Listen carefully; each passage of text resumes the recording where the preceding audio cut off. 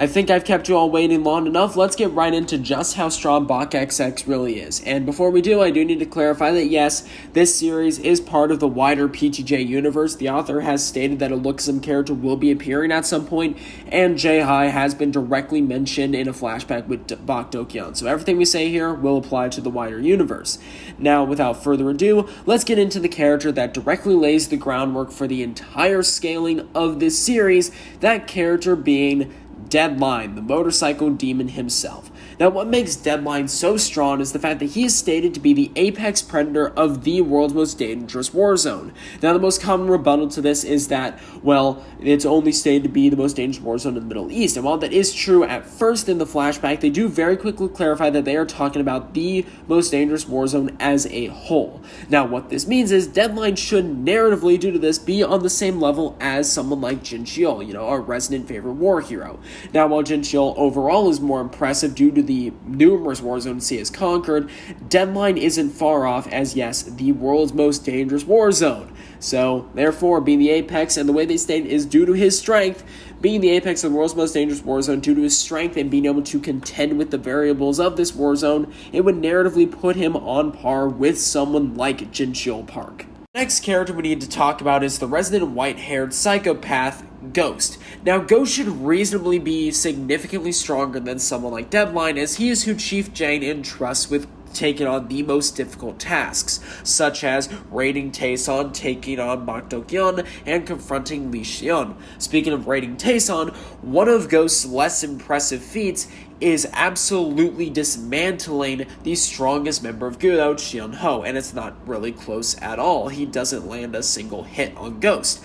And earlier on the series, in Chapter 4, he takes on, while yes, a weakened Bak Dokyon, he still takes on Bak Dokyon and is able to put in a lot of work and deal significant damage, enough to eventually lead to Bak Dokyon bleeding out and dying.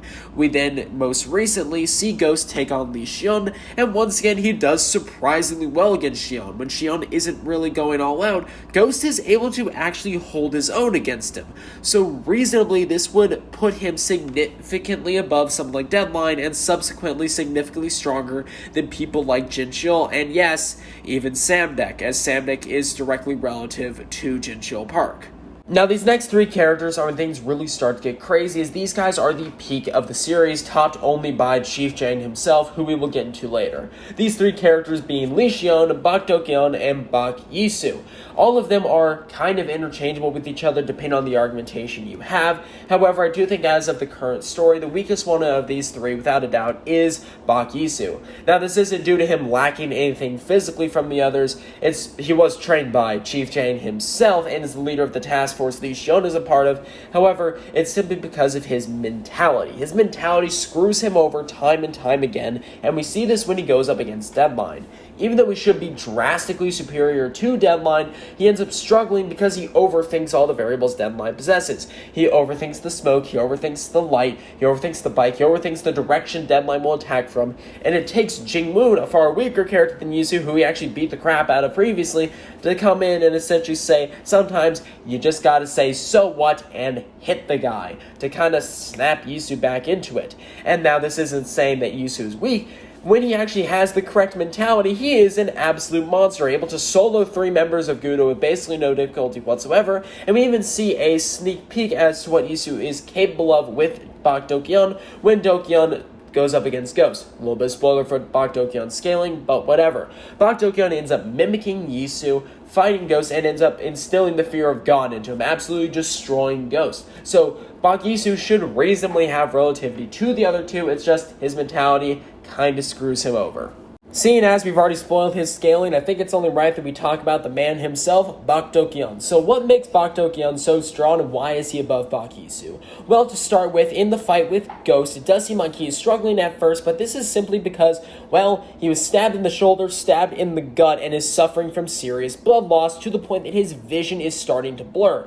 And even with that, he's still able to hold his own. It's also very apparent that he really isn't taking this fight seriously. Then when he starts to mimic Bak Yisu, Yisu. Keep in mind, he has none of the training Bak Yisu does. He just kind of does it. He mimics Bak Yisu and then completely dismantles Ghost and would have actually killed him had he not fully succumbed to the blood loss. So while using a style that he's not used to and suffering from severe blood loss, he nearly takes out Ghost. Then later on, once again in the fight with Deadline, Bak Yisu has a flashback to him and Dokyon, and he kind of outright admits that even back when they were 11, Dokyon was stronger than him, and even reaffirms that he is still not at Dokyon's level, and even questions what he can do to reach Dokyon, stating that I thought I was getting near him, but I guess I'm really not. So even Bak Yisu admits that Bak Dokyon is above him. Now it's finally time to talk about the best character in the series, Shion. Wrong panel. Shion, the absolute GOAT that he is. Now, much like Bak Dokyon, Shion gets a lot of his scaling from his fight with Ghost, in which, when the fight first starts, Shion is not really trying at all and is still able to go relative with Ghost and actually gain the upper hand through some throwing knives. And Ghost even admits that Shion seems to know every single move he's going to make before he even makes it. We then see Ghost very briefly gaining the upper hand when he goes insane, but then Shion quickly takes that back after having a little flashback to one of the missions he's had and actually starts to try. When Shion starts to try against Ghost, Ghost can't do anything to Shion, and Shion completely embarrasses him, and then leaves Ghost after taking his ability to walk properly to go help Taeson as they have been cornered by Jang, in which we get to see even more of just how skilled Shion is with the wire and dagger, as he's able to quickly blitz past the leader of Jang and get him into a position that could lead to his decapitation. We know he could very easily take off this guy's head, as in the flashback that we previously mentioned, Shion is able to slice off someone's arm with a quick tug of the wires. In fact, they make it abundantly clear that Shion is very clearly the most skilled wire user in this series, and honestly is a far better wire user than even someone like Manager Kim. It's also important to note that this entire time, Shion has been nerfed by a gunshot wound to the gut, so a nerfed Shion has been pulling off all of these things, and thus should reasonably be on the same level as Bak Dokyon, if not slightly above him if you really want to push that argument. And really, there's only one character in the series that is concretely above Shion, and that same character is above, well, everyone else, and that character is the main antagonist of the entire series, Chief Jang. Now, I don't really need to go into much detail into how strong Chief Jang is. He's the one that trained the entire Special Warfare unit, including Bak Yisu and Shion. Speaking of Shion, after Shion gets the leader Jang into that headlock, Chief Jang comes in and completely violates him. It's not even close. He embarrasses Shion. Yes, Shion is weakened by the gunshot wound,